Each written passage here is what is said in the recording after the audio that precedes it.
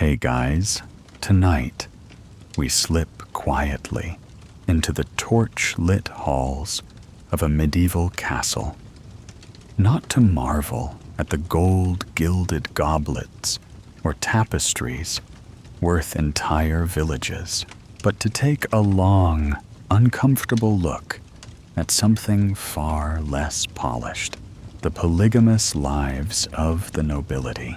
Picture this. You're a high-ranking nobleman with more land than teeth, and you've been blessed or cursed with not one, not two, but several wives. They're all beautiful in portraits, terrifying in arguments, and absolutely convinced you favor the wrong one. You might think this is some romantic fantasy of silk sheets, endless passion, and smiling children running through rose gardens. Sorry, it's more like being trapped in a never-ending group chat where everyone's mad at you and there's no mute button. So, before you get comfortable, take a moment to like the video and subscribe, but only if you genuinely enjoy what I do here. And while you're at it, drop your location and local time in the comments. Now, dim the lights. Maybe turn on a fan for that soft background hum.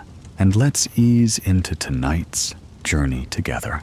You don't start out with 5 wives. It's never that sudden. First comes one. The politically strategic marriage to a woman whose dowry comes with 30 sheep and a small fortress. You don't love her, of course. That's not the point. She's fertile, well-bred, and only slightly cross-eyed. But then, she doesn't give you a son. A daughter. Yes, 3. Actually, all adorable and useless. The pressure builds.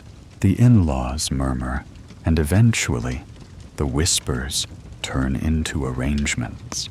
A second wife is brought in, maybe younger, maybe prettier, definitely more smug. The first wife isn't thrilled. She tries to maintain composure, at first smiling at the newcomer, gifting her a prayer book with the last few pages torn out. But make no mistake, the war has begun. Historians still argue whether polygamy in medieval noble courts should technically be called polygamy at all, since the church only officially recognized one wife. But the practice of serial monogamy with mistresses doubling as unofficial wives created the same dynamic, and the jealousy, oh, that part was very real. You can't just rotate wives like chess pieces and expect peace. These women had egos, ambitions, and social rank to protect. There were pecking orders, peering glances, and petty squabbles over everything from whose banner got displayed in the dining hall to who got to choose the music for the next feast. In France, Eleanor of Aquitaine allegedly stabbed her husband's mistress with a hairpin. In England, one noblewoman famously locked another inside a wine cellar for 3 days with nothing but stale bread. Quirky tidbit. In some courts, wives trained their pet lapdogs to bite only the ankles of rival co-wives.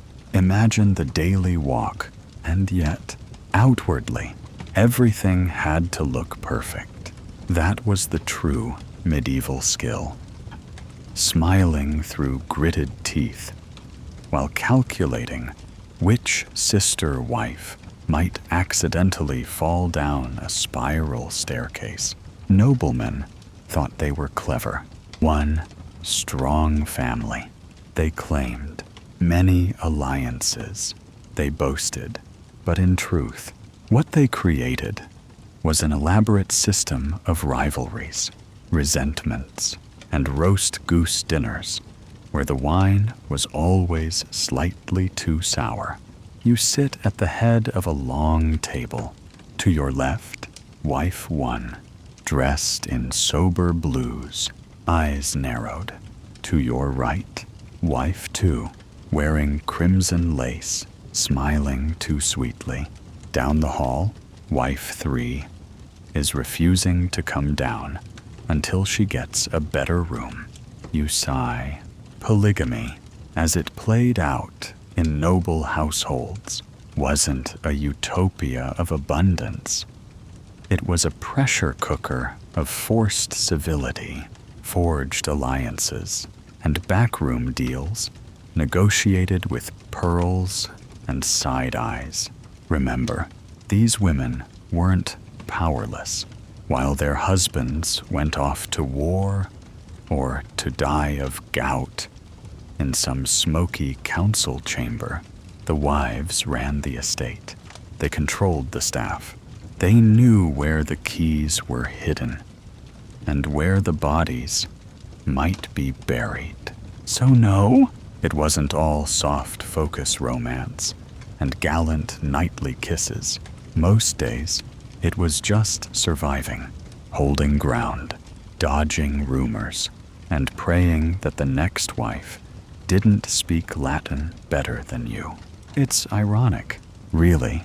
The nobility prided themselves on control, lineage, and power. But inside their own homes, chaos reigned in petticoats, and that, dear listener, is just your first night in this castle. You've made it past your first exhausting night. Congratulations. But just as dawn breaks through your narrow stone window, scattering gold across your velvet curtains, you quickly remember the unfortunate truth.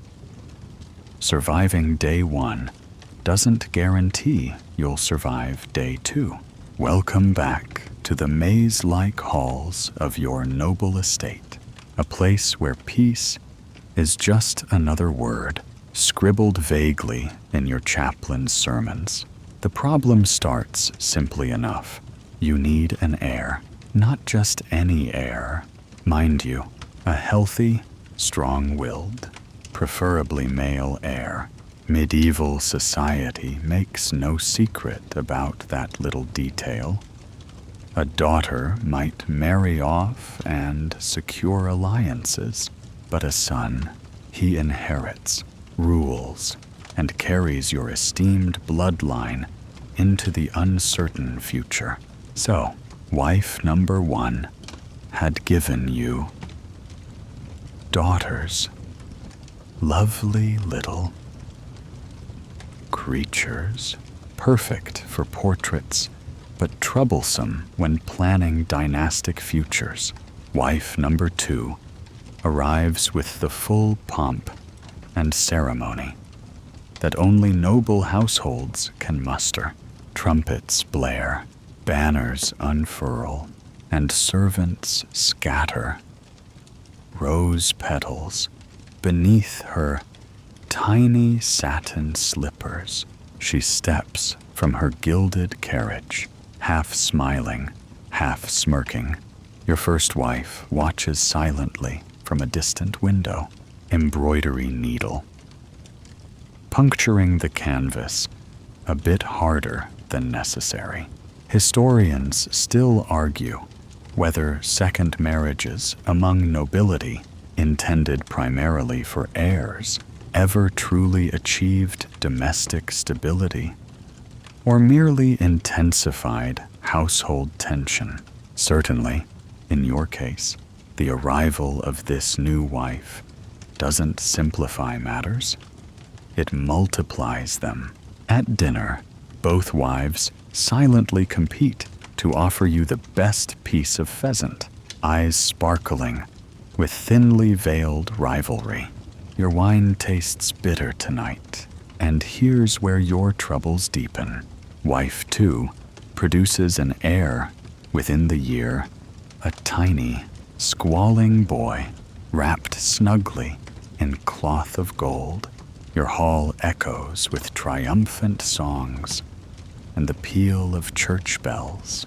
Wife one, standing stoically at the christening, murmurs polite congratulations, her face pale beneath layers of carefully applied cosmetics. You swear you see her fingers trembling. Of course, now there's the dreaded second heir, or as medieval nobles so charmingly called him, the spare. One heir is crucial. 2 heirs are insurance. 3 or more, that's just trouble. The logic, unfortunately, doesn't stop you or any other noble from continuing the game, placing new bets on additional wives in hopes of strengthening your lineage. And soon enough, your halls fill not just with the laughter of children, but also with their angry, competitive shouts. It's an unfortunate truth that siblings born to competing wives seldom get along easily. They're taught from infancy to see each other as rivals, claimants to the same inheritance. Your family dinners devolve into barely contained political warfare. Wife one subtly belittles wife two's table manners.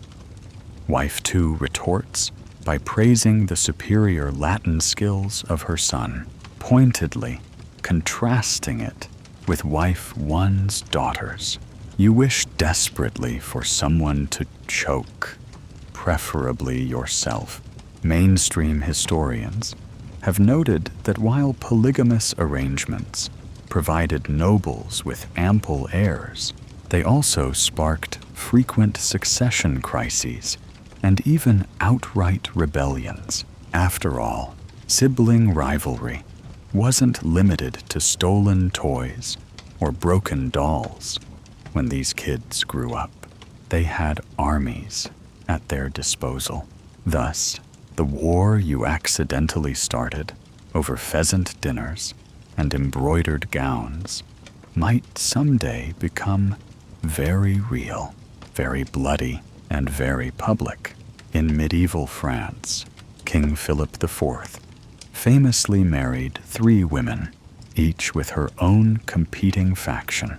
While this arrangement initially seemed beneficial for securing his line, it quickly spiraled into plots, counterplots, and secret alliances, almost tearing his kingdom apart. It's amusing, in a morbid way, how something as simple as producing heirs could escalate into political suicide. Meanwhile, your headaches continue. You catch your steward gossiping about wife two's excessive spending habits. You overhear wife one secretly instructing her daughters to avoid contact with their half-brother. Even your chaplain seems overwhelmed, sermonizing vaguely about love and harmony, though you're fairly certain he's been bribed to say it by wife two. It dawns on you, perhaps too late, that this heir-chasing game isn't just exhausting, it's dangerous. Each new child shifts the delicate balance of power in your household. 1 son is a blessing, 2 sons are a challenge, but 3 sons born from 3 separate mothers. That, my friend, is chaos incarnate, and chaos has consequences. Yet despite everything, you can't stop. You're entangled in a relentless cycle. Marriage, birth, jealousy, intrigue, and frankly, the idea of living quietly with just 1 wife begins to sound less like social failure and more like paradise. Imagine no whispered plots, no secret schemes, no poison testers discreetly nibbling your food before you do. Just peaceful, domestic simplicity. It sounds absurdly attractive, but alas, you're a noble. Simplicity isn't your destiny. You're caught in an endless web of familial ambition, wrapped in silks and satins and studded with poisoned pearls. Still, tonight, as you retreat exhausted to your bedchamber, you allow yourself one small, impossible dream, peace, just for a moment. But then, through the darkness, you hear quiet footsteps, one set or two. You can't quite tell. And suddenly, you wonder whether that brief moment of peace will be your last. After all, surviving day 2 doesn't mean you'll make it through day 3. By now, you've probably figured out that living with multiple noble wives is less of a romantic fantasy and more of a daily diplomatic mission, with frequent outbreaks of psychological warfare. And just when you think things can't possibly get worse, they do, because it turns out the real battles don't happen in open court. They happen in the Great Hall, at breakfast, over who gets the corner seat with the most sunlight. You trudge in late one morning, still groggy from a sleepless night, filled with cries from the nursery and the clatter of servants who apparently don't believe in quiet footsteps. You barely sit down before you notice it. Wife 1 and wife 2 are locked in polite but terrifying conversation across the table. The room feels colder. A servant boy freezes in place, holding a jug of milk, eyes wide, sensing the rising pressure in the air. You pick up your spoon, hoping to disappear behind your porridge. It's not a good plan, but it's the only one you have. Historians still argue whether noble co-wives in medieval Europe had any real agency in their households. But there's little debate about this. Where legal influence failed, personal manipulation thrived. And when 2 or more noblewomen lived under the same roof, peace was about as likely as a snowball surviving in a forge. The battlefield wasn't just emotional, it was spatial. The Great Hall, the beating heart of any noble estate, became a stage for daily power displays. Seating arrangements weren't casual. Each placement signaled status. Sit too far from the Lord's right hand, and whispers would follow. Sit too close, and daggers might, metaphorical ones. Of course, usually, you catch wife 1 repositioning her silver goblet ever so slightly closer to your hand. A statement. Wife 2 counters by offering to carve your meat for you. Far too intimate, far too forward. You smile, then immediately regret it. The tension thickens like bad gravy. In Hungary, there's a peculiar record from the 14th century of a noblewoman who hosted her husband's second wife to a peaceful feast that suspiciously ended with several guests violently ill and one dog mysteriously acquiring a golden brooch. Historians call it anecdotal. I call it Tuesday. Quirky tidbit. In some noble households, co-wives hired their own court poets to spread passive-aggressive ballads about each other. Imagine walking through your castle courtyard and hearing a lute gently strumming a song about the second rose who wilts too quickly, or the elder blossom who clings to fading perfume, subtle, not even slightly. Your steward approaches mid-meal to report a dispute. Wife one's embroidery circle has been moved to the upper chamber again. She claims wife two's scent gives her headaches. Wife two, not missing a beat, suggests perhaps her rival's headaches stem from jealousy. You excuse yourself, muttering something about falcon training, though you haven't seen your falcon in weeks. Maybe it escaped. Lucky bird. Each wife has her own retinue, her own allies, her own secret schedules. Their guards glare at each other in the corridor. Their maids gossip viciously in the kitchens. Even the castle cats have chosen sides. And here you are, stuck in the middle, trying to maintain some semblance of order, while dodging flying platters and icy silences. You might be tempted to step in, to try reasoning with them. Don't. That's like pouring oil onto a candlelit tapestry. No, the best you can do is mediate by inaction. Apply soft reassurances equally, and never ever mention who made the better stew. That's how Lord Reginald of Westford ended up wearing his meal more often than eating it. Still, the Great Hall must remain functional. It hosts not just meals, but ceremonies, visitors, ambassadors, celebrations, and nothing says stable household like a united front. So your wives, skilled in the art of illusion, smile politely during feasts, lifting goblets to toast your health, while imagining stabbing each other with the forks, but only after dessert, because even bitter rivalries pause for custard. The children notice. Of course they do. Little eyes are always watching. Daughters mimic their mother's cold greetings.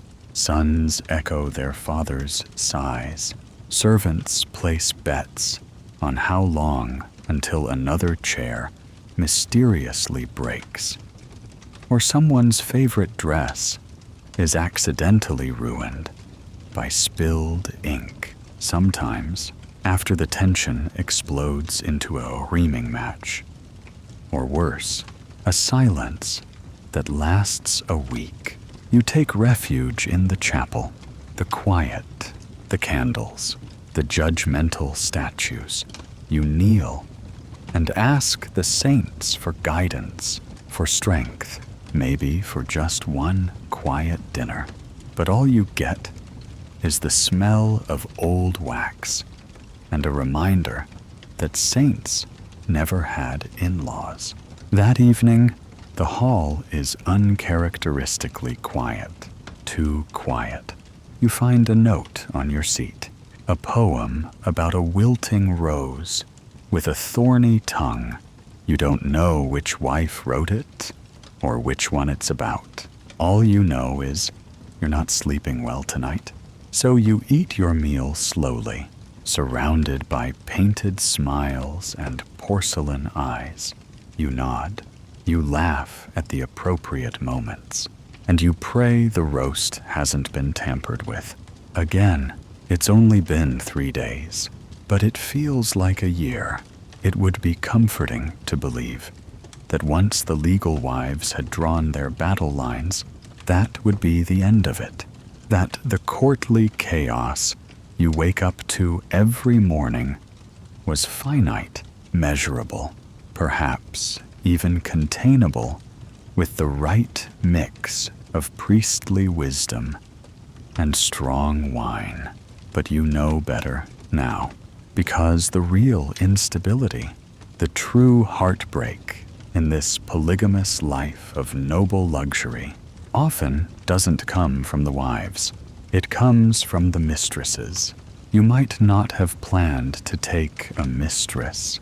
Maybe you thought yourself virtuous. Maybe you swore, after wife two, that you were finished collecting romantic entanglements like spoons at a banquet. But one evening, during a hunt, or a feast, or a long walk on the castle grounds, she appears, a lady in waiting with two bright eyes, a noble cousin with just enough distance in blood to make things acceptable, or, in one rather infamous case, in Aragon, a laundress who happened to know Latin better than the chaplain. Historians still debate whether noble mistresses wielded more influence than wives. What's certain is that many did, and some did it with flair. You remember that cheeky anecdote? King Edward IV's mistress, Jane Shore, had so much charm. People forgot she wasn't royalty.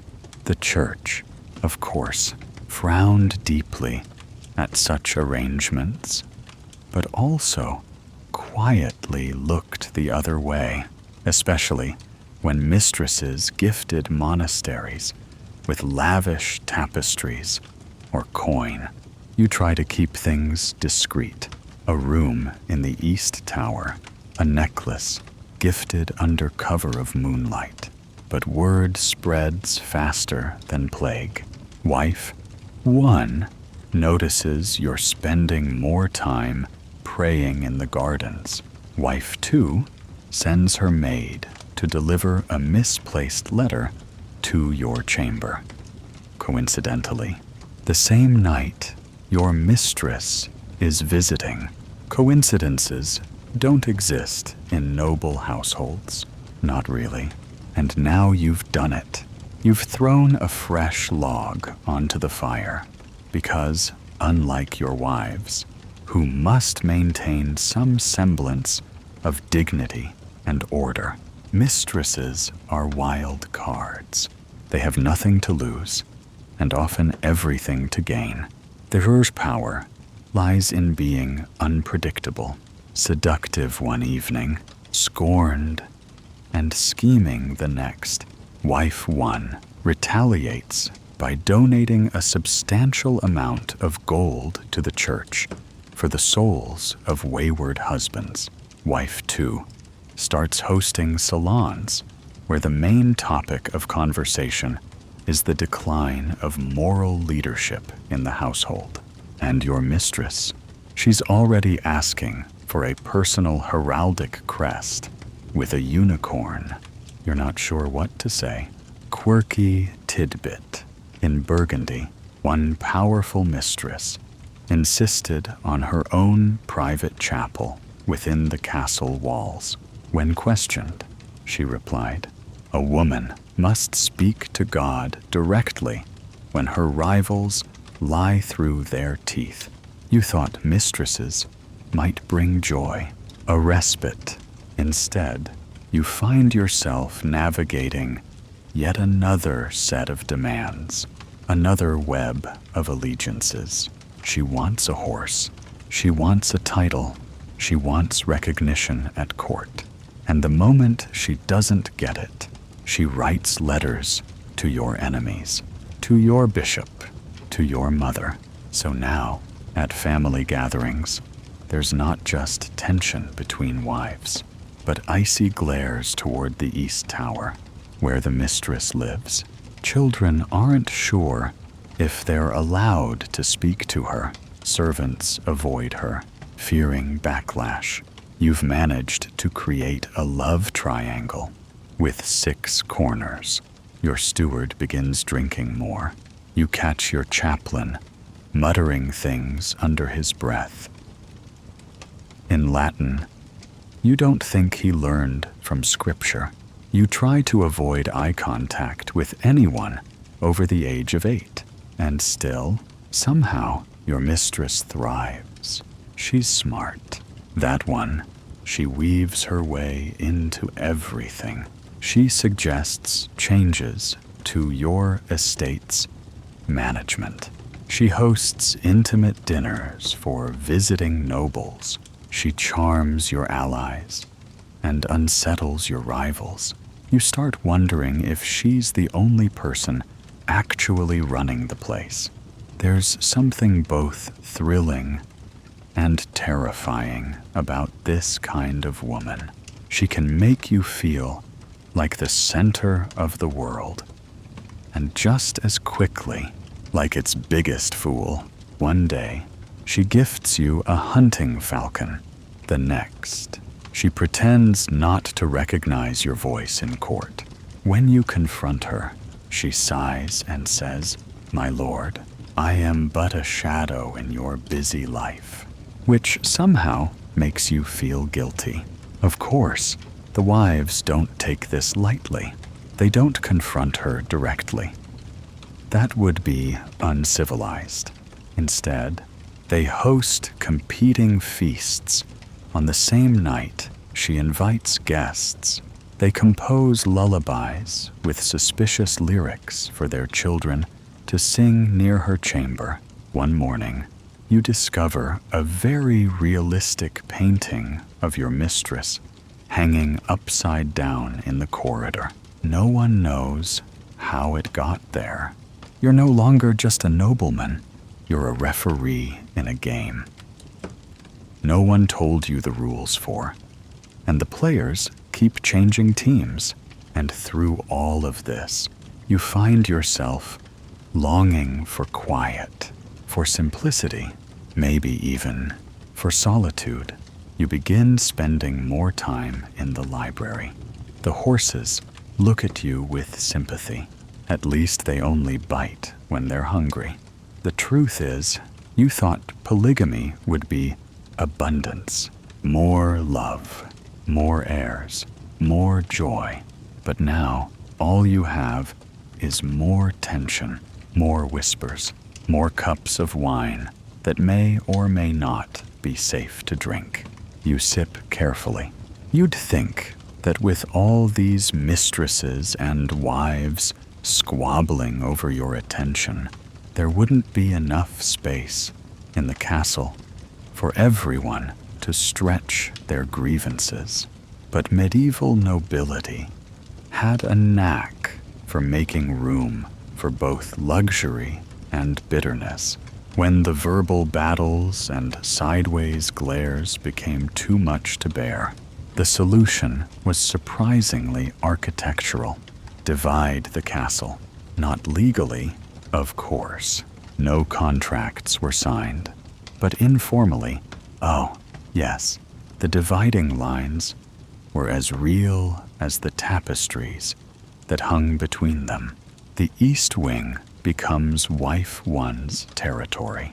The West Wing, Wife Two's sanctuary. The mistress, she claims a tower of her own, with windows that face the moon, because of course, she's poetic like that. And you float between these territories like a weary diplomat, one moment sipping tea in Wife One's garden chamber, nodding as she lists the ways her embroidery circle has been infiltrated by lesser minds. The next, you're adjusting the cushions in Wife Two's solarium, while she casually reminds you that her cousin's husband built his mistress a marble fountain. Quirky tidbit.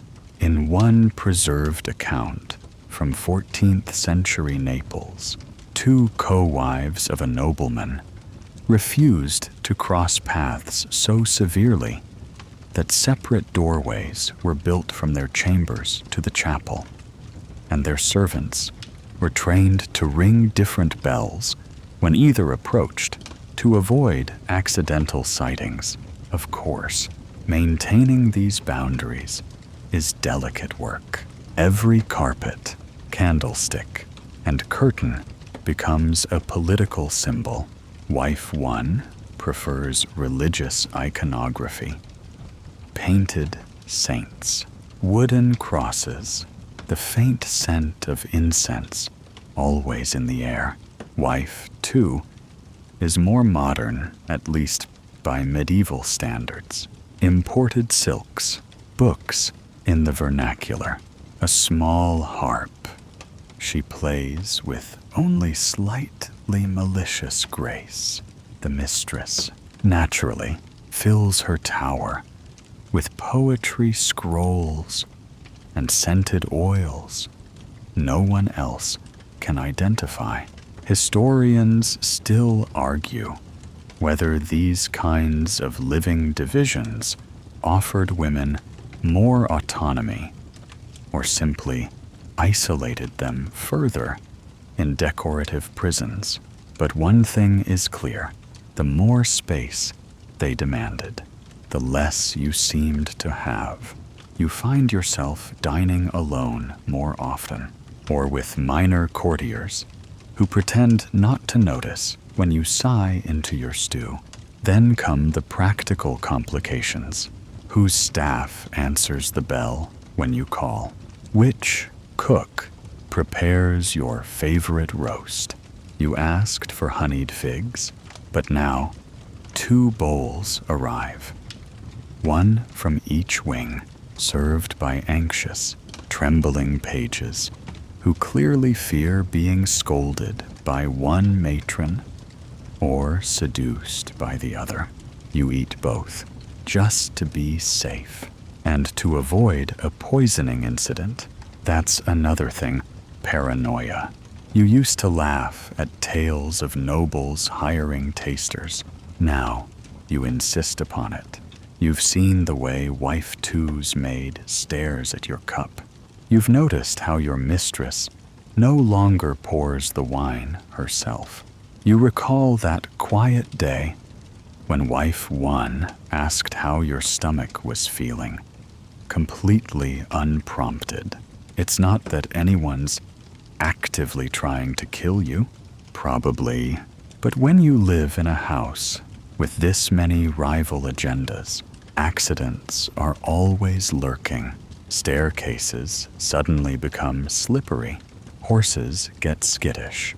A tapestry falls just a little too close to the fireplace. That cat looks like it's been trained to trip you. To outsiders, your home still gleams. The gardens are meticulously tended. The tapestries shimmer.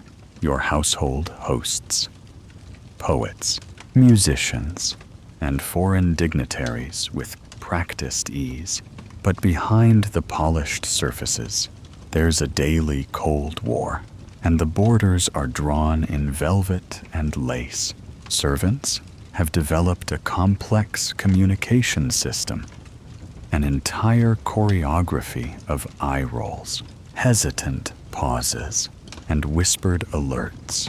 The lady of the North Wing is approaching. The lady of the tower requests privacy. The Lord looks tired again. You always look tired. That's the new default. Every now and then, you try to host a unified feast. Bring everyone together. Remind them that you're a family, not a fractured alliance of competing duchesses. But the table is too long. The laughter is too forced. Wife 1 says the fish is too salty. Wife 2 says the wine is too warm. Your mistress says nothing at all, just smiles slowly and excuses herself early. You sit there with your goblet and wonder if it's worth it. In some moments, you catch your reflection in the window and barely recognize the man staring back. You used to believe in love, or at least partnership. Now, you mostly believe in rotating chambers and ducking emotional daggers. You start spending more time outdoors, on long, solitary walks past the castle walls into the forest, pretending the cold air biting your cheeks is freedom. Sometimes the horses nuzzle you with what you choose to interpret as sympathy. You've begun naming them after virtues: patience, tact, and silence. And still, back inside those divided chambers, the co-wives reign, the mistress broods, and the candles never stop burning. The castle doesn't sleep, neither do you. If you thought your bedchamber, the one with the thick curtains, embroidered sheets, and a mattress so stuffed with goose feathers it nearly suffocates, you might offer some peace. Think again, because even here, behind closed doors and velvet drapes, the war continues, quietly, slowly, in sighs and glances, and the terrible weight of expectation. This isn't the kind of marriage bed you see in romantic tapestries, all flushed cheeks and flute music. No, this is the battlefield of bedroom politics, where duty collides with resentment, affection with calculation, and you, dear noble listener, lie somewhere between a pawn and a very tired prize. Tonight, wife one has requested your presence. She does not request often, which makes this more alarming than comforting. You arrive in your best night tunic, hair slightly damp from the ceremonial rinsing. Your valet insists upon, and you knock gently. The door opens. She's already in bed, sitting perfectly upright, as if carved from ivory. You make polite conversation. She does not smile. You mention the falconer's new bird. She nods vaguely, and then she says, without looking up, "We haven't spoken alone in 3 weeks." A chill runs down your spine. You are, technically, here now, but you suspect that's not the point. You try to reach for her hand, but she pulls it away, slowly, deliberately, and that's when you realize this is not about desire, it's about leverage. Historians still argue whether intimacy in noble polygamous households was driven more by affection, obligation, or political maneuvering. The answer is yes, all of the above, depending on the night. Some wives used the bedchamber as a throne room, soft whispers, concealing hard demands. I heard the mistress received a new ring.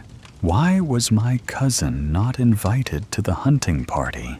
The East Chapel hasn't been refurbished in years. Every embrace comes with a price tag. You're not so much a husband as a negotiator in a silk robe. And it doesn't end there.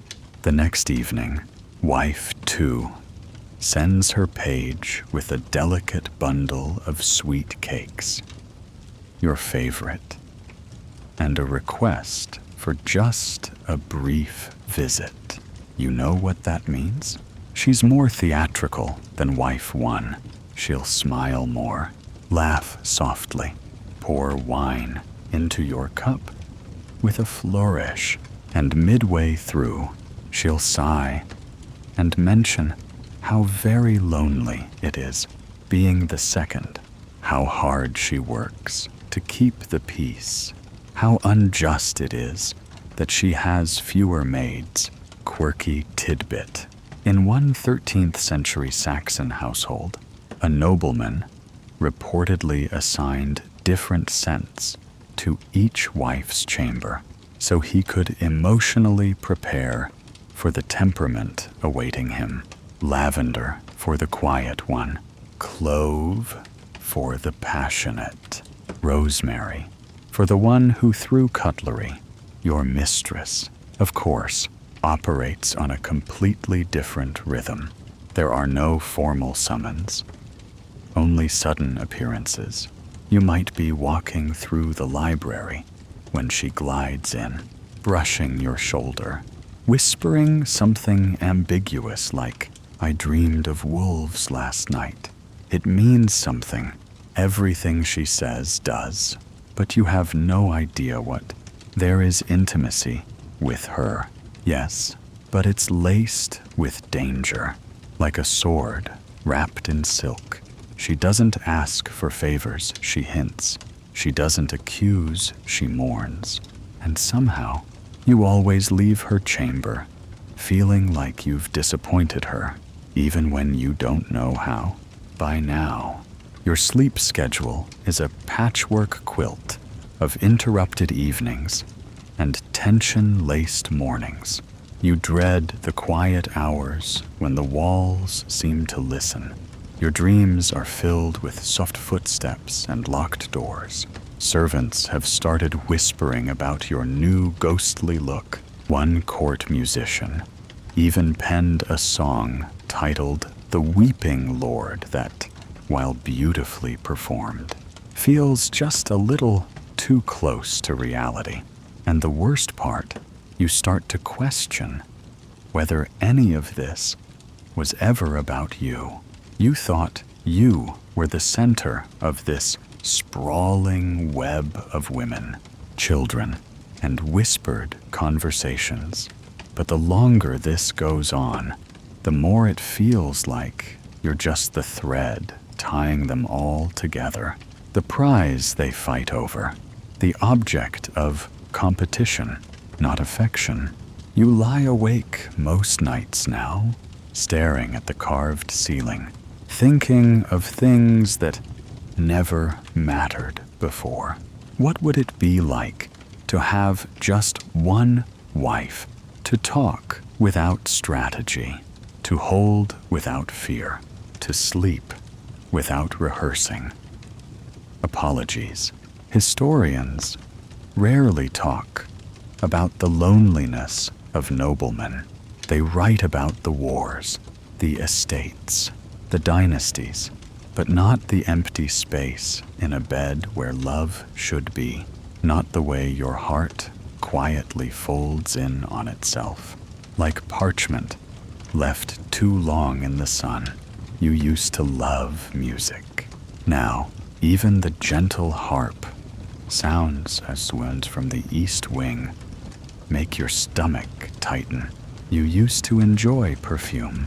Now, every scent reminds you of expectation.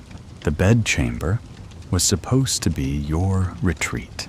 Instead, it's another throne room, another council chamber, another place where words are weapons and smiles are traps, and sleep.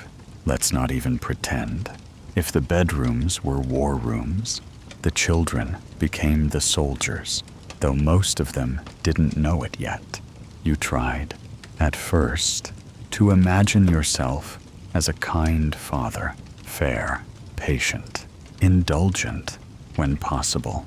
But soon enough, the reality of raising a dozen or more noble children, scattered among multiple mothers, hits you like a falling tapestry rod. These are not merely your sons and daughters. These are pawns, weapons, leverage. You visit wife one's chambers to find her eldest daughter reciting poetry, a flawless performance delivered with proud composure. Her mother beams, gently stroking her hair as you clap. Then she says, ever so gently, "I'm thinking of arranging a match with the Darjan family." You know the family. Influential, wealthy, vicious. You raise an eyebrow. She smiles. It would be good for your legacy. Legacy. That word follows you everywhere. Draped in velvet, whispered behind fans, embroidered into baby blankets. Your legacy is no longer about what you build or fight for. It's about who marries whom, And which mother's child rises higher? Wife two's son, meanwhile, is learning swordplay. The instructor says he's spirited. You watch him spar with another boy, one of wife one's. They're not brothers. Not really. Not in their eyes. When the wooden blade connects too hard, and one begins to cry, the other doesn't apologize. He smirks. You don't know which response bothers you more. Historians still argue whether the children of noble co-wives were truly raised as siblings or as silent rivals. Contemporary accounts show both possibilities, depending on the household, the politics, and the poison levels in the stew that day. But in your home, the competition simmers, even among the innocent. Wife two begins insisting that her son dine at your left hand. Wife one protests. Her daughter is older. The mistress, not to be outdone, sends a sealed letter. Her child deserves recognition too. Wait, her child. You didn't even know she had one. She says it so casually, like commenting on the weather. And now, you have an entirely new problem. Illegitimate, perhaps unacknowledged, for now. But the child exists, and soon enough, he'll begin asking why he eats with the servants, while the others get golden goblets and Latin tutors. Quirky tidbit. In medieval Castile, there's a documented case where a nobleman's 3 wives raised their children to address each other, not by name, but by rank. First heir, second heir, that one of them, later became a bishop. No one knows which. Your steward is at his wit's end. The nursery schedules have become battlegrounds.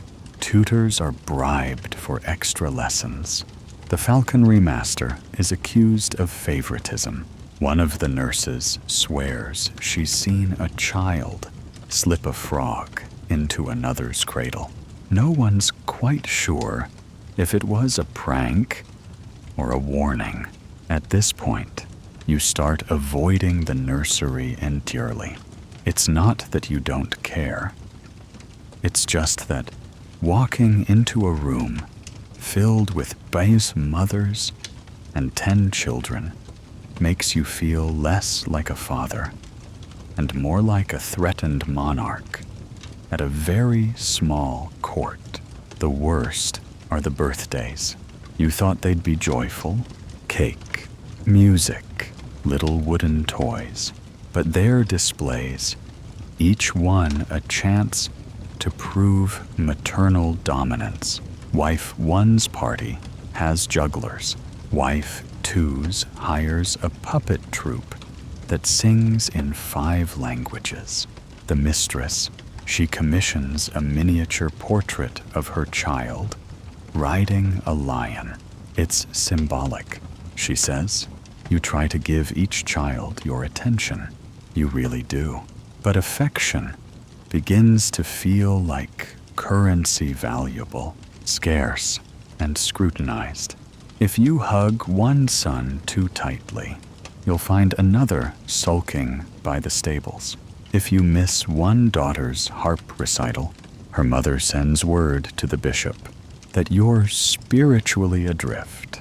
And yet, you worry deeply because these children, for all their pampered clothes and imported toys, are growing up in a world where affection is strategy and love is a limited resource. You see the way they watch each other, the way they cling to their mother's skirts, the way they practice curtsies and bows before they can read. One night, you overhear 2 of them arguing in the garden.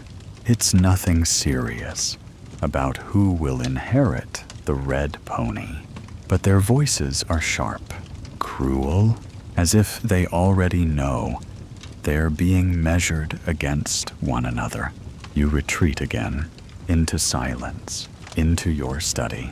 You light a candle and stare at a blank scroll, wondering what kind of legacy you've truly built. One of land and titles, or one of jealousy and quiet despair.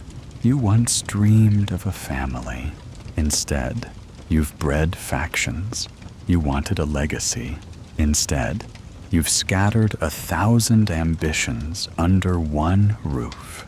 And now you wait for the storm, and the storm is coming. You can feel it in the way the children glance at one another, in the way the wives whisper with their maids, in the way even your mistress has started to lock her chamber doors at night. The children are growing. Soon, they'll be adults. They'll remember everything. You tell yourself the public will never see it, that all the infighting, the icy glances, the quiet betrayals stay safely tucked behind stone walls, that the court sees only what you allow it to see, a united household, the picture of aristocratic stability. But then the ambassador from Florence arrives, and within hours, he's politely asking whether your household typically serves 2 separate feasts at opposite ends of the castle. You smile, offer him a fig, and claim it's a regional tradition. The truth is, you've become quite good at lying, not the scandalous kind. Nothing so crass, but the kind that smooths over cracks in public. At court, you walk with a wife on each arm, their smiles polished and identical, like porcelain dolls painted by rival artists. You toast your family, make small jokes about keeping peace in a lively household, and everyone laughs, because of course, what else are they supposed to do? Historians still argue whether the noble families of medieval Europe truly kept up appearances, or simply fooled themselves. Chroniclers often praised their graciousness, their hospitality, their impressive brood of heirs, but diaries, private ones, hidden in cabinets, behind false walls, tell different stories. Stories of screaming matches in candlelit halls, of poisoned embroidery needles, of wives who didn't speak for years unless forced to by ceremony. It's remarkable how easily misery puts on a mask. Your family portrait, painted last winter, hangs in the main hall. You stand in the center, flanked by your wives, your children arrayed around you like carefully arranged chess pieces. Everyone is smiling. Even the hound at your feet looks serene. But you remember the 2-hour delay, because wife 2 refused to stand next to wife 1. You remember the painter muttering something about fixing the expressions in post. You remember your mistress quietly not invited. Public life, unfortunately, is relentless. Feasts, tournaments, festivals. You are constantly watched. Your household is a symbol of your land's stability, your legacy's strength, your masculinity. If the court suspects unrest, alliances weaken. If a servant whispers to the wrong guest, rumors bloom like mold in a monastery cellar. So your wives perform. They play their roles with weary precision. One oversees the kitchens and praises the ambassador's taste in capon. Another supervises the musicians, making sure They never play anything from her rival's region. Even your children are rehearsed. They know when to curtsy, when to laugh, which parent to look at. First, when asked a question, but behind the scenes, private daggers, not literal ones most of the time. More often, it's the manipulation of reputation. A comment here, a rumor there. I heard her chambermaid is ill again. How dreadful. Did you see how pale her son looked today? No doubt she's cursed. Those herbs she keeps burning are unnatural. Quirky tidbit. At a German ducal court in the 15th century, one noble wife reportedly hired an artist to create unflattering caricatures of her rival and had them discreetly slipped into guests' rooms during feast days. It worked so well, the rival left court within the year. You now have an entire wing of courtiers whose sole job is managing appearances. They craft statements, arrange seating charts, plan spontaneous moments of affection during festivals. You once caught your steward choreographing where each wife should look during a toast, like staging a small opera of civility. And it's exhausting.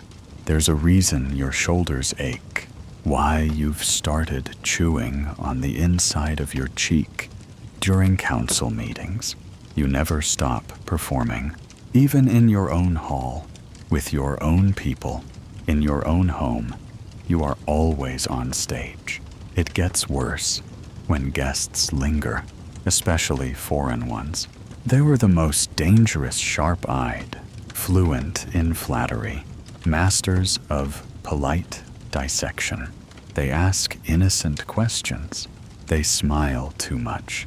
They remember who wasn't seated next to whom. You dread hosting them, but you can't refuse. Appearances must be maintained.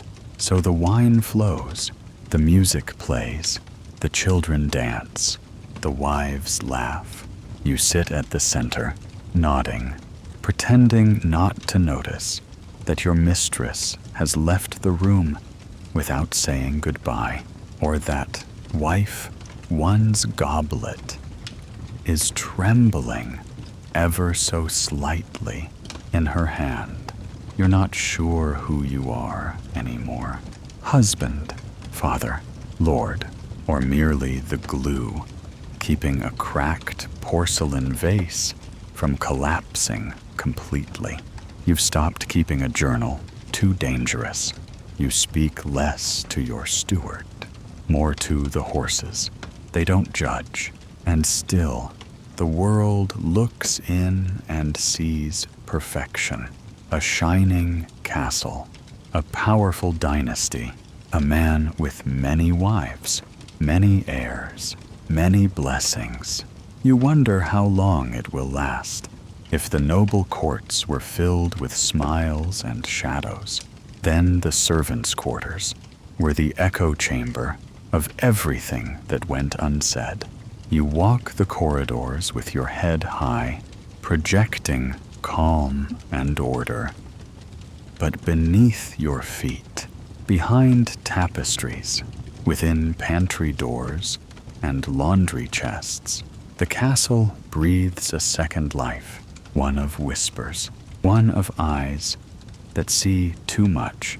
You may think the maids don't notice, that the footmen are deaf, that the wet nurse is too busy with colicky babies to register the rage simmering between your wives.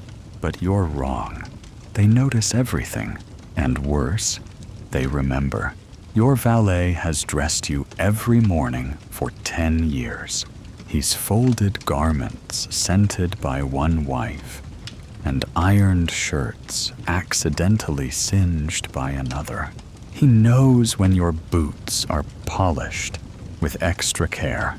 He knows who left the ribbon in your pocket And most days, he says nothing, but every now and then, when your eyes are red and your voice hoarse, he asks if you'd like the thick cloak today, for protection from the cold. He says, historians still argue whether servants' loyalty leaned more toward their employers or toward their peers in gossip. The truth, it depended entirely on the day and the story. The scullery maid knows that wife one's favorite ewer was mysteriously shattered by hands too small and trembling to be her own. The laundry girl, barely 16, can recite entire conversations, muttered between bedroom walls, because the stone carries voices when it rains. The butler, oh, the butler. He knows more than the priest, and possibly drinks more too. Quirky tidbit. In a Viennese noble household, a kitchen boy once penned an anonymous poem describing the co-wives of his master as 2 moonless nights and one sun that burns the eyes. It made its way to court. The boy disappeared. No one asked questions. Your servants are the nervous system of the castle. They pass messages, drop names, cover bruises, clean up the shattered results of quiet fury. They know which child fears which mother. They know who favors which wine. They know who is stealing what, and who is planting lies in whom's ears.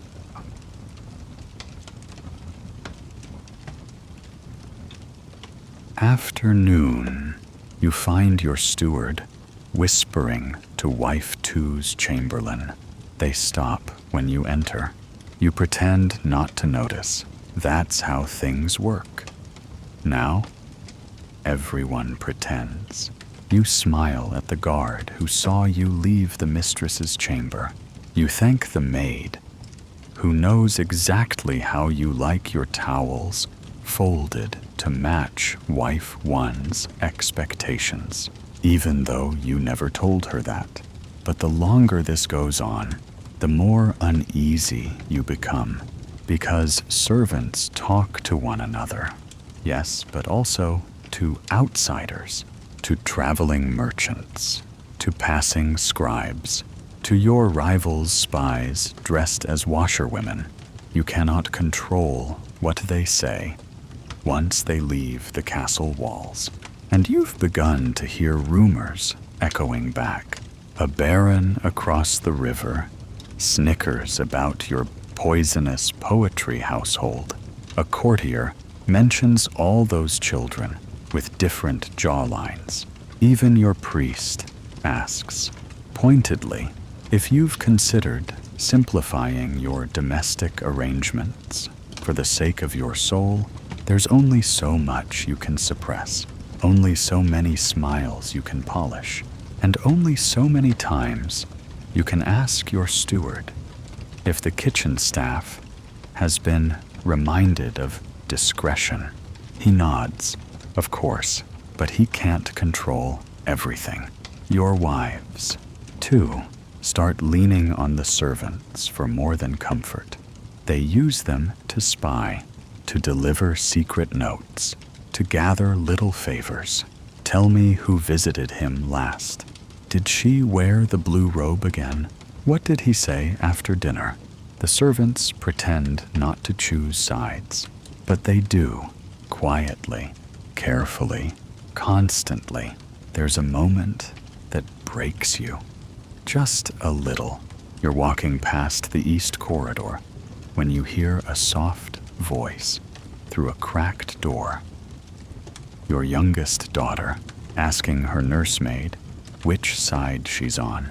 The nurse hesitates too long, and suddenly you understand. Even the children are picking up the whispers. You were warned once by an old lord, long dead now, Who told you never to build a castle on shifting ground, not just the stones? He said, the people, the loyalties, the things you can't see. You nodded. Back then, you didn't understand. You do now, so you start avoiding them. The servants. You change your own clothes sometimes. You write notes in code. You walk more softly. You eat less. You wonder if this is what kings feel like, watched, mimicked, surrounded by loyalty that evaporates the moment your back turns. It's ironic. You own the land. You command the guards. You rule over your wives and children. But it's the ones holding the linens and lighting the candles who truly run the castle, and they know it. You always assumed the man in the center of the chaos would at least enjoy a little comfort, that even amid the battles of jealousy and succession, the nobleman, you would find peace in wealth or satisfaction in power. But tonight, as you sit alone beside the hearth in your study, poking at a log that refuses to catch fire, you realize the cruel joke of it all. You're the loneliest man in your own castle. Once, perhaps, it was exciting. The chase, the attention, the admiration in court, the knowing glances from passing noblewomen. You had choices. You had swagger. You had a future that looked something like control. But now your days begin with disputes and end with silence. Your chamber is no longer warm. It's just insulated. You lift your goblet. The wine is good, sweet, deep, expensive, but it tastes like obligation. Somewhere in the East Wing, Wife 2 is probably composing another request. Wife 1 is no doubt auditing the servant rosters again. The mistress, you've no idea where she is, or if she even wants to be found. Historians often paint noblemen as figures of strength, strategy, dominance. They don't often write about the exhaustion, the apathy, the fact that sometimes the man with 10 rooms doesn't have a single one. He actually wants to enter. You remember what your doctor said last month? Perhaps the pain in your shoulder is stress-related. My lord, you laughed then, mostly to deflect, but now the ache's constant, and it's begun to radiate down your back. You're not at war, but your body acts like you are. You rub your temples and glance at the long table of estate accounts. Too many debts, too many petty disputes, too many candles burned too low, too long. Even the horses are tired of you. You used to ride daily.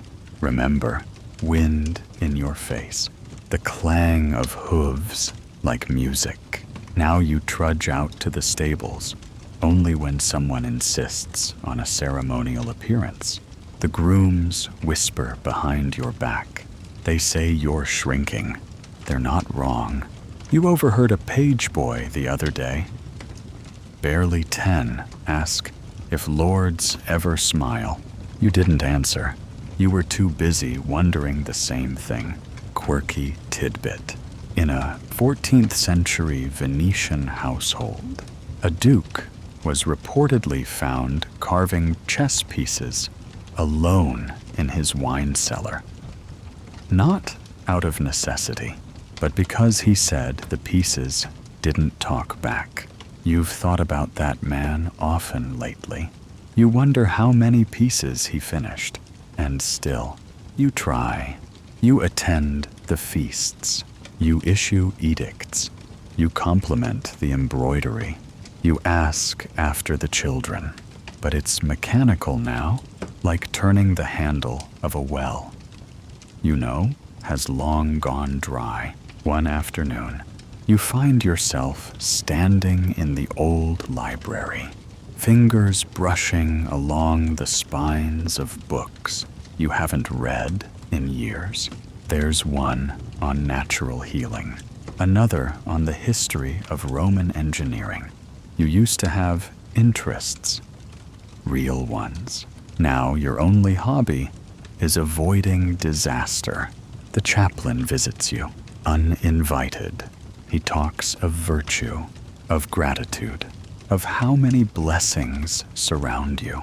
You nod, pour him wine, and imagine quietly setting your entire schedule on fire. And what of companionship? The idea feels like a joke. Every interaction is barbed, rehearsed, tinged with calculation. You long for someone who doesn't want something from you. A conversation that doesn't end in a veiled demand. A night where no one asks about land, favor, or family politics.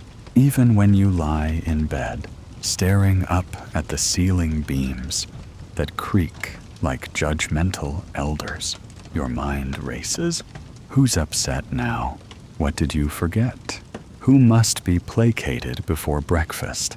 There are moments, short ones, when you catch a glimmer of something softer, a child laughing without guile, a hand brushing yours with genuine warmth, a melody played in the courtyard that stirs something in your ribs, but they vanish, swallowed by duty, by masks, by legacy. The castle is full, yet somehow you're alone. And that's the most unexpected truth of noble polygamy. You thought it would fill you with power, pleasure, pride, but all it's done is scatter you, pull you into too many pieces, for too many people, leaving nothing left for yourself. You sip your wine again, grimace, and let the fire die. You've done your best to keep things dignified, private, manageable, but in the medieval world, there's one institution you cannot avoid, cannot disobey, and certainly cannot fool forever. The church. You never gave it much thought in the early days. A few generous donations here, a private chapel there, and a priest whose sermons focused more on original sin than your domestic arrangements. It all felt distant, manageable. A background hum of piety you could dip into when convenient. But now, with your household bloated and your conscience threadbare, the church is starting to take more interest. It starts subtly. A visiting bishop praises your feast, but notes ever so lightly that the seating arrangement seems unusual. A traveling friar asks how many children you have and whether they all come from your sanctioned union. You smile, you change the subject. You offer them extra pairs, but the questions linger. Historians still argue over just how much authority the church held over noble households. Technically, polygamy was forbidden in Christian Europe, but unofficial polygamy, serial marriages, mistresses treated like wives, the church didn't approve, but it tolerated as long as the tithes flowed and appearances were kept. They often turned a blind eye until they didn't. A letter arrives from your local bishop, a gentle reminder of canonical marriage law, an invitation to discuss matters of household clarity. You crumple it, then smooth it out again. You know what it means. Someone has been whispering, You suspect it was wife 1, or perhaps wife 2, or if you're being brutally honest, anyone with eyes and ears. Your mistress has been more visible lately. She started wearing brighter colors. She laughs too loudly at banquets, and her son, yes, his very existence, now draws stares from abbots and scowls from archdeacons. Quirky tidbit. In 15th century Bohemia, a nobleman was ordered to publicly repent for keeping a second household with lascivious intentions. His punishment, daily public prayers for a year, and the loss of 3 vineyards. You'd sooner give up your title, so you host a mass, a grand one. Invite every cleric within a 3-day ride. Incense, choirs, candles, enough piety to make a saint blush. Wife 1 arrives in somber gray, wife 2 in modest blue. The mistress, of course, does not attend. It's your small offering to the church. Look, we know the rules. We can behave. The bishop seems pleased. Until the offertory, when your son, by the mistress, just sambimeto, wide-eyed, wearing an embroidered tunic, wanders up to place a silver coin on the altar. The bishop pauses, then continues. But the moment is burned into everyone's mind like wax on silk. After the Mass, your confessor corners you. We must talk, he says. You nod. You pretend to listen. But your thoughts are elsewhere, calculating how to keep your mistress quiet, how to soften wife 2's rising temper, how to explain to your steward that next year's wine budget just became a church tithe. Even the chaplain starts shifting his sermons, more emphasis on monogamy, more parables about temptation. He doesn't name names. He doesn't need to.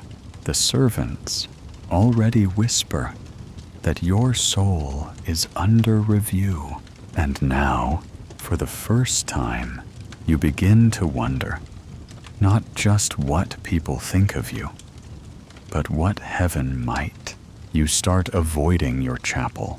You tell yourself it's the cold, the drafts, the incense smoke, but really, it's the silence, the questions that rise when no one else is around. Was this life ever truly blessed or merely tolerated? You try to remember the last time you prayed with sincerity. It escapes you. Your fingers remember the motions, but your thoughts wander, always back to the chaos, always back to the rooms filled with too many voices and not enough peace. The church won't ruin you, not yet. You're too valuable, too connected, but you can feel the ground shift. You're no longer a nobleman whose domestic quirks are overlooked. You're a case study, a warning, a man whose sins might cost more than he can pay. So you begin to retreat, to simplify. You dismiss a few servants. You cancel the winter feast. You politely ask the mistress to remain in her tower. You visit wife 1 for evening prayers, not because you want to, but because someone must see you out. It's not repentance, not really, but it's choreography, penance, by performance. You hope it's enough, and still, the questions remain. The ones the bishop didn't ask aloud, the ones you can't answer, even to yourself. Did you ever love any of them? And if not, what? Exactly. Have you built You used to believe you were the clever one, the planner, the orchestrator, the man with a castle full of women who all played their roles while you pulled the strings. But now, as the years have passed, the truth is becoming painfully clear. Some of them were far cleverer than you. It begins subtly, like all power shifts. A quiet absence here, a perfectly timed word there, a new alliance between two former rivals. And then, suddenly, one day, you realize that wife one hasn't spoken in anger for months. But everything is going her way. She smiles more now, wears simpler gowns, but always looks perfectly composed. She compliments wife two in public. She sends your mistress small gifts for her delicate nerves. You are impressed, even touched, until you learn that the castle's accountant, the steward, and your chaplain all now attend tea in her chambers regularly. Historians still argue whether noblewomen in polygamous households were victims of the system or cunning survivors of it.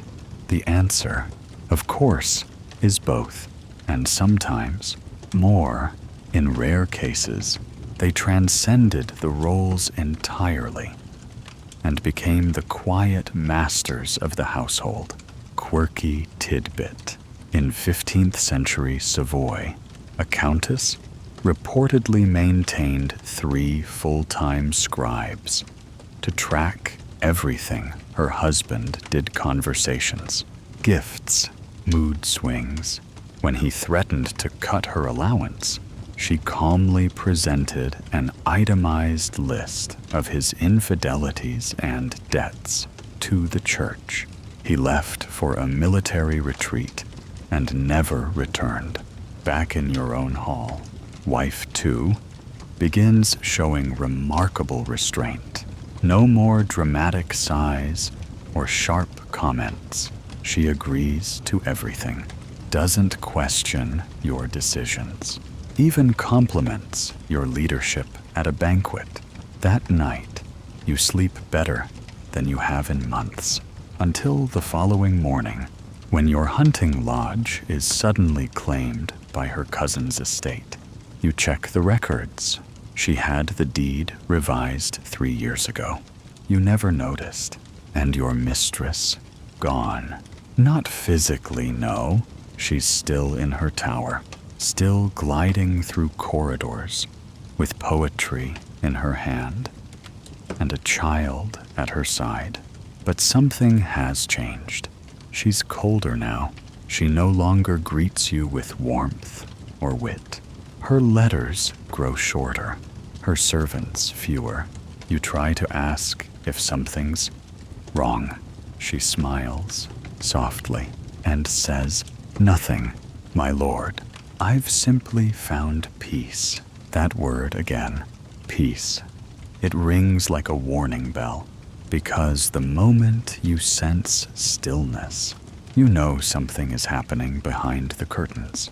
The castle no longer thrums with outbursts or rivalries. There's no tension, no feasts ruined by passive-aggressive poetry. Everything seems too quiet. And that's when the real fear sets in. You start noticing absences in records. A scribe missing, a letter intercepted, a servant reassigned. Wife 1 now handles the guest lists. Wife 2 supervises the storage rooms. You've become ornamental, a nobleman who signs things he no longer understands. One day, you discover a list of scheduled visitors you never approved. They're foreign, wealthy, connected. You confront wife 1. She laughs. They're old family friends. Surely you wouldn't keep me from reminiscing. You say nothing. You nod. But in your gut, you know, something's slipping away. You retreat to the stables, seeking solitude. The horses are silent witnesses. As always, one of the grooms, new, hired by someone you don't remember, approving, mentions the mistress has been in contact with a distant cousin in the north. A bishop, he says casually. You nod again, pretend to care about saddle fittings. You begin to suspect that the wives your wives have made peace, not with each other, but against you. A quiet union. No more fighting for your affection. Just quiet management, quiet planning, quiet removal. You are still invited to dinner, of course, still offered wine, still praised for your taste in fabrics. But it all feels rehearsed, as though you are an aging actor on a stage that's already been dismantled. The children have changed, too. They no longer rush when you enter a room. They bow, of course, perfectly, but without warmth. They look to their mothers when you speak. You are still the head of the house, but you're no longer the heart. You always assumed the danger would come from outside an invading army, a rebellious cousin, a conniving rival. But no, it came from within, from the women you underestimated, the ones you thought needed managing. They don't. They manage you now. You always thought a foreign bride might solve things, bring fresh air into the suffocating corridors. Maybe even reset the delicate balance of power that now tips unfavorably against you. So when a new alliance is offered, a chance to marry a princess from a wealthy southern kingdom, you agree without hesitation. She is young, cultured, and most crucially, not yet poisoned by the quiet rivalries that infest your household.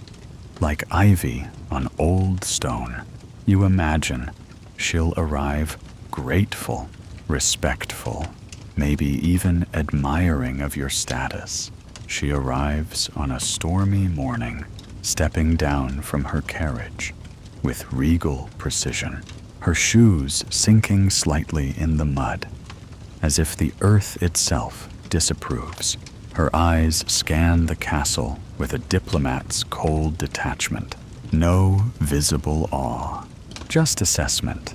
You suddenly feel like an old tapestry, faded, decorative, and barely relevant. She doesn't speak much that first day. Not to you, not to the other wives, not to the servants.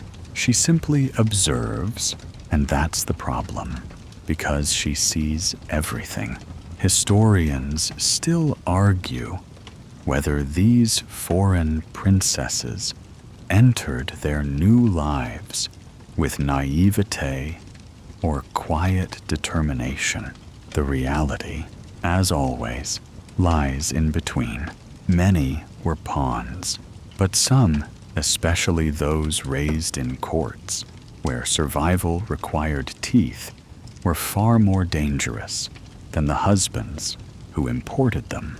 By the end of her first week, your newest wife has identified which servants report to which older wife. She's spoken to the steward, the cook, and the stable master privately. She's visited the chapel 5 times, and somehow the priest now includes themes of loyalty and clarity in his sermons. You try to speak with her one evening, to welcome her properly. She listens patiently, nods, smiles at all the right places, but her responses are glacial. Yes, my lord, I shall perform my role. And that's when it hits you. She's not here for you. She's here for the alliance, the trade routes, the reputation, and possibly, if rumors are true, to escape a far worse marriage her father had once planned. You were simply the lesser evil, quirky tidbit in a Portuguese noble family. A foreign bride once arrived with her own confessor, 6 guards, and a pet monkey who'd been trained to hiss at rival noblewomen. Within a year, she controlled the household treasury and restructured the estate's legal documents in her own favor. Your other wives are not pleased, but they hide it well. They invite her to tea, compliment her embroidery, offer her access to their personal tailors. It is a masterclass in passive aggression. You can practically feel the icy court of daggers sharpening around her, but she doesn't flinch. She accepts their gifts, sends back better ones. She praises wife one's knowledge of estate affairs, then has her own steward audit the pantry. She listens to wife two's gossip, then casually remarks that where she comes from. Such talk is punishable by exile. The mistress, naturally, remains aloof. She sends no message, offers no welcome, but her son, curious and cautious, lingers at the edges of this shifting new power. You see it in his eyes. He's learning, watching, preparing for a world where loyalty is currency and trust is myth. You had hoped this new marriage would bring clarity. Instead, it has added another layer of tension.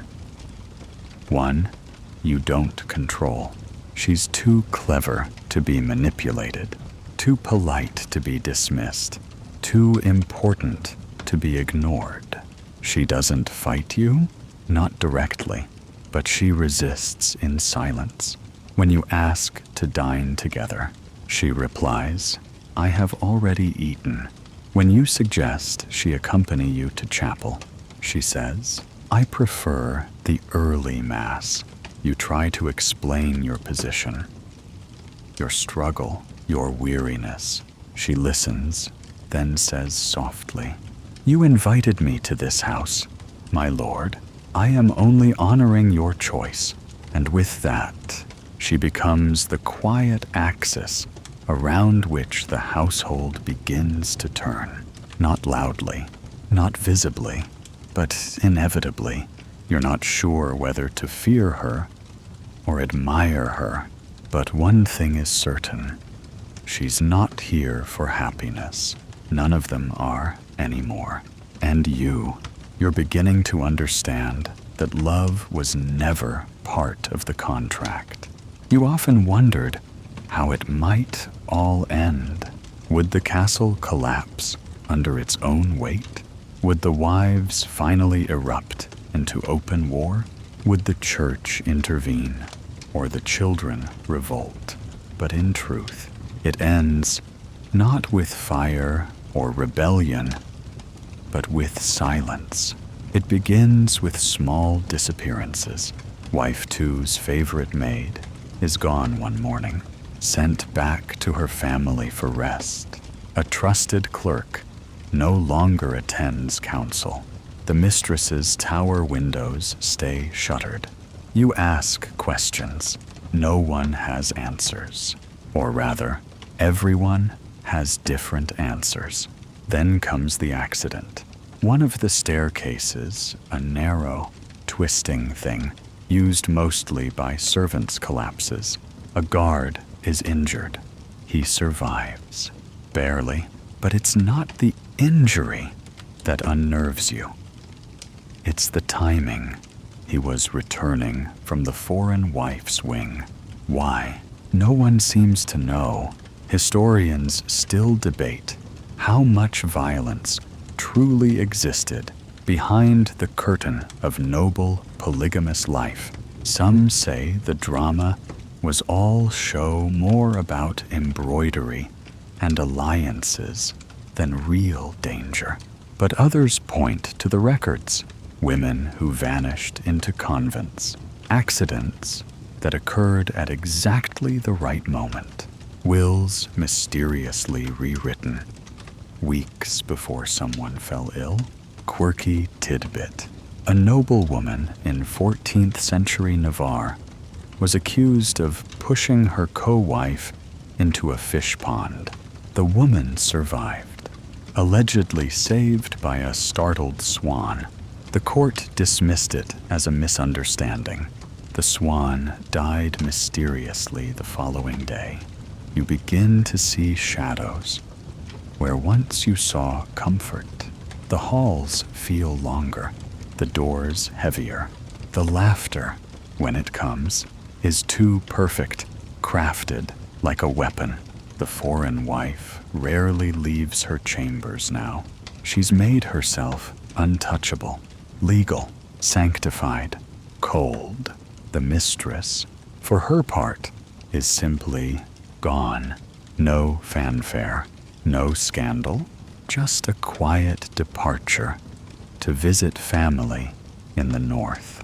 You find a note in your study a week later, unsigned, but unmistakably hers. I will not compete with ghosts. The child she bore, left behind. You try to bond with him. You try hard, but he won't speak. Not to you, not to anyone. His eyes follow the walls. He's learned too much, too young. Wife 1 begins praying more, not in the chapel, but in her own chambers, with doors locked and incense thick as fog. One morning, you catch her murmuring to the portrait of her father. You don't interrupt. You feel, absurdly, like the intruder. Wife 2 takes to the gardens alone. Always. She trims roses herself. You notice her hands are red with cuts. She refuses gloves. You ask her if she's well. She replies, "What's wellness in a house of ghosts?" And then one morning, the foreign wife announces she's going on pilgrimage. Temporary, of course, a spiritual journey. You approve the escort, the horses, the donations to the abbey, but you know deep down you won't see her again. Not truly. You sit alone at the long dining table that evening. The room is too quiet. A single candle flickers. The food grows cold. There's a knock at the door. It's your steward, pale, shaken. He informs you that wife 2 has taken ill. You ask to see her. He hesitates, then bows and says she does not wish to be disturbed. Something has shifted. You can feel it in your marrow. The house is no longer yours. Not spiritually, not socially, and maybe not even legally. You signed too many things, trusted too many nods, slept through too many quiet revolutions. Your wives are disappearing, not all at once, not dramatically, but like stars blinking out at dawn. You wander the corridors that night, barefoot, listening, waiting for voices. You hear only the wind through stone cracks, and it finally occurs to you. The ending isn't an explosion. It's erosion, not a storm. Just a slow, steady fading. And you're already forgotten in most rooms. And so, you remain still. The lord of the castle, still the name on the deeds, still the man with the biggest chair at the table.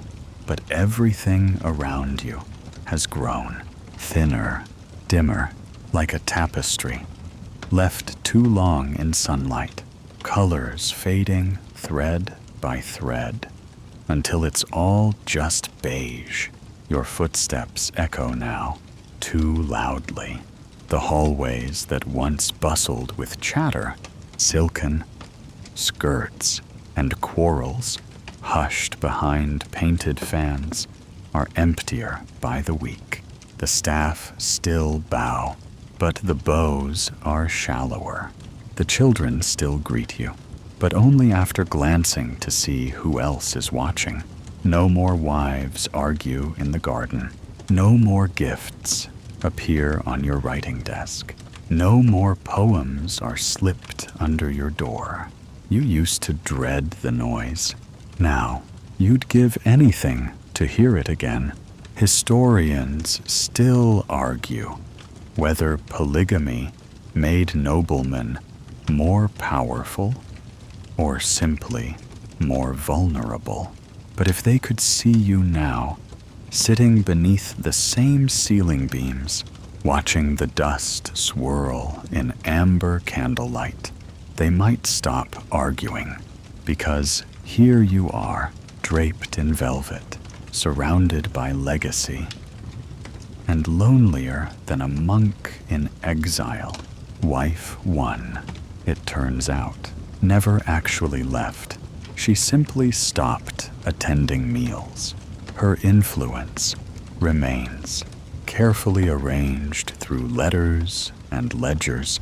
You pass her door some nights, hear the scratch of a quill, or the soft clink of glass, but she never calls you in. Wife 2's illness never lifts.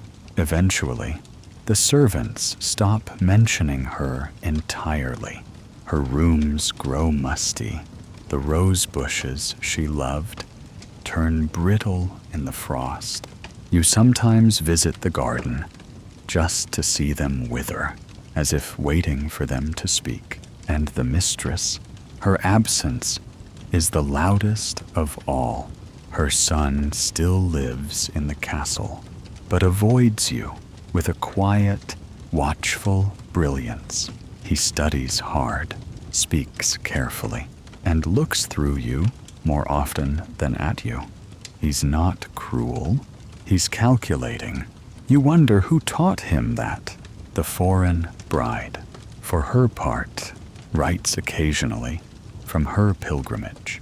The letters are elegant, impersonal, unremarkable. You read them twice, every time, searching for hidden meanings. There are none. She has turned the page on you, politely, permanently. Quirky tidbit.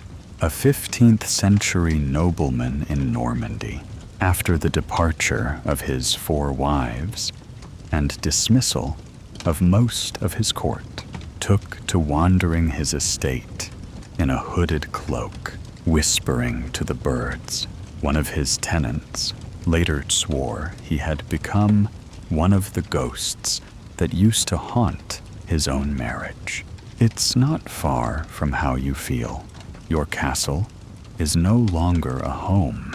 It's a monument, a slow-moving mausoleum of memories. Some fond, most thorny.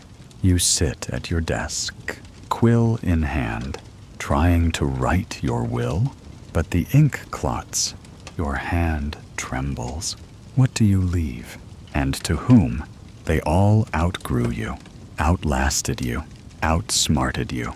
You once thought a polygamous household would be a life of abundance, of love in every chamber, of heirs in every hall, of devotion and admiration multiplied by the number of women under your roof.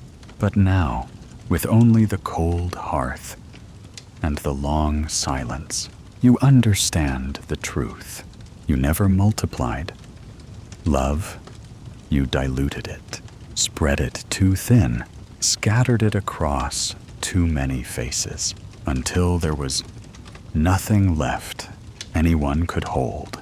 Even the castle creaks differently now. Fewer fires, fewer footsteps. The air holds still. You sometimes wonder whether the place itself mourns what it used to be. You find a letter one evening, buried at the bottom of your old writing chest. It's from years ago, Wife Two's early days, when she still drew hearts in the margins and teased you for being too serious. You read it by candlelight, the words blurred by age, by guilt, by time. You almost smile, but the smile doesn't stick. And so, you close your eyes, breathe slowly, listen to the emptiness. It is complete. The castle sleeps now. The halls that once echoed with soft arguments and silk slippers are silent. Outside, the wind brushes against the ivy, rattling shutters left half-latched. A low fire flickers in the hearth. Not for warmth, not for light, but simply because something should still burn. You sit by the window, watching the sky shift from dark to something grayer. Not quite dawn. Somewhere in the chapel, a candle flickers beneath a saint's painted face. Somewhere in the west wing, a chamber door remains unopened for years, and for once, you allow yourself the stillness. Let the quiet settle on your shoulders like a cloak.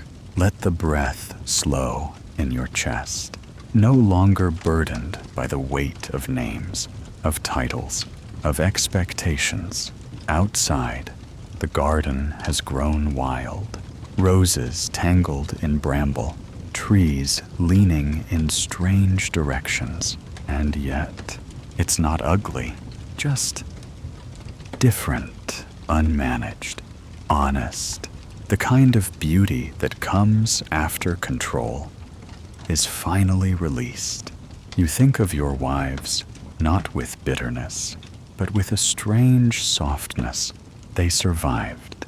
They adapted. They each, in their own way, found a version of freedom, maybe even something like peace. And you made it through, not unscarred, but whole enough, still breathing, still watching the seasons turn beyond these stone walls. You listen to the wind. You listen to your heartbeat. You listen to the nothingness that finally feels like rest. Close your eyes now. Let the castle drift behind your thoughts. Let the women go one by one.